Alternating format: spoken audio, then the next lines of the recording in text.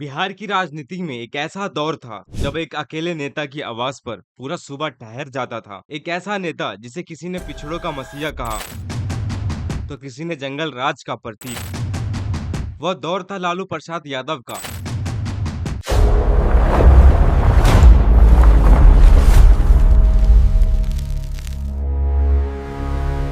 एक ऐसा नाम जो आज भी 35 साल के बाद भी बिहार की राजनीति का केंद्र है। तो सवाल ये है कि लालू का 15 साल का शासन बिहार के लिए वाकई में जनराज था, जहां सदियों से दबे कुचलों को आवाज मिली, या फिर वह एक जंगल राज था जिसकी कीमत बिहार आज तक चुका रहा है। 1990 का दशक यह सिर्फ एक नया दशक नहीं था, बल्कि भारत की राजनीति में एक भूचाल का दौर था। मंडल कमीशन की सिफारिशें लागू हो चुकी और आरक्षण की आग पूरे देश में फैल चुकी थी। बिहार इसी सामाजिक उथल पुथल का एपी सेंटर था। सदियों से सत्ता पर काबिज स्वर्ण जातियों और हजारों साल से हक के लिए लड़ रही पिछड़ी जातियों के बीच एक सीधी लड़ाई शुरू हो चुकी थी। इसी सामाजिक मंथन के बीच एक ऐसे नेता का उदय हुआ जिसने बिहार की राजनीति की दिशा हमेशा के लिए बदल के रख दी। लालू प्रसाद यादव। वह सिर्फ एक व्यक्ति नहीं थे, बल्कि एक विचार का प्रतीक थे।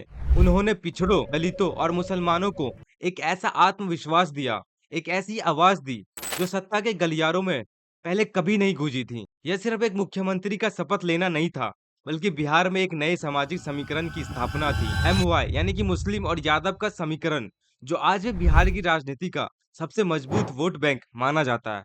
लालू यादव के राज को समझने के लिए पहले जनराज की तस्वीर को देखना जरूरी है। उनके समर्थनों के लिए यह दौर सामाजिक न्याय की सबसे बड़ी क्रांति का था। लालू ने नारा दिया, विकास नहीं सम्मान चाहिए। यह सिर्फ एक नारा नहीं था, बल्कि उस करोड़ों की आबादी का दर्द था जिसे कभी बराबरी का हक नहीं मिला था। उनके राज में पहली बार पिछड़ी और दलित जातियों को यह महसूस हुआ कि सरकार में उनकी हिस्सेदारी है। गांव के गरीबों को जमींदारों और बाबुओं के सामने सिर उठाकर बात करने की हिम्मत मिली। यह एक मनोवैज्ञानिक बदलाव था जिसे आंकड़ों में नहीं तोला जा सकता था। जब 1990 में लाल कृष्ण आडवाणी की राम रथ यात्रा पूरे देश में सांप्रदायिक तनाव बढ़ा रही थी, तब लालू यादव ने बिहार के समस्तीपुर में उस रथ को रोककर आडवाणी को गिरफ्तार करवा लिया। इस एक कदम ने उन्हें राष्ट्रीय स्तर पर सेकुलरिज्म का सबसे बड़ा हीरो बना दिया और बिहार के 17% मुस्लिम वोट बैंक पर उनकी पकड़ को पत्थर की लकीर बना दिया गया। लालू के दौर में सत्ता का केंद्र पटना के एन मार्ग से उठकर गांव की चौपालों तक पहुंचा। उन्होंने पिछड़ी जातियों के नेताओं को आगे बढ़ाया और एक ऐसे राजनीतिक ढांचे को तैयार किया जिसने बिहार की सत्ता से स्वर्ण के दशकों को पुराने वर्चस्व को तोड़ दिया। यह एक ऐसी सामाजिक क्रांति थी जिसका असर आज भी बिहार की हर विधानसभा सीट पर दिखता है। लेकिन सिक्के का एक दूसरा और बेहद स्याही पहलू भी है, जिसे उनके विरोधी जंगल राज कहते हैं। यह वह दौर था जब बिहार विकास की दौर में दशकों पीछे चला गया। जिस समय 1991 के बाद पूरा भारत उदारीकरण की लहर पर सवार होकर तरक्की कर रहा था, वहीं पे बिहार की अर्थव्यवस्था ठप हो गई। 1992 से 2002 के बीच बिहार की प्रति व्यक्ति GSDP ग्रोथ रेट नेगेटिव में चली गई थी। एक के बाद एक चीनी और चावल की मिलें बंद हो गई, क्योंकि लालू पर आरोप लगे कि वह उद्योग को इसलिए बढ़ावा नहीं दे रहे थे क्योंकि उनके मालिक ज्यादातर स्वर्ण जातियों में से थे। यह वह दौर था जब बिहार की पहचान अपहरण उद्योग से होने लगी थी। शाम ढलते ही सड़कें सूनी हो जाती थीं।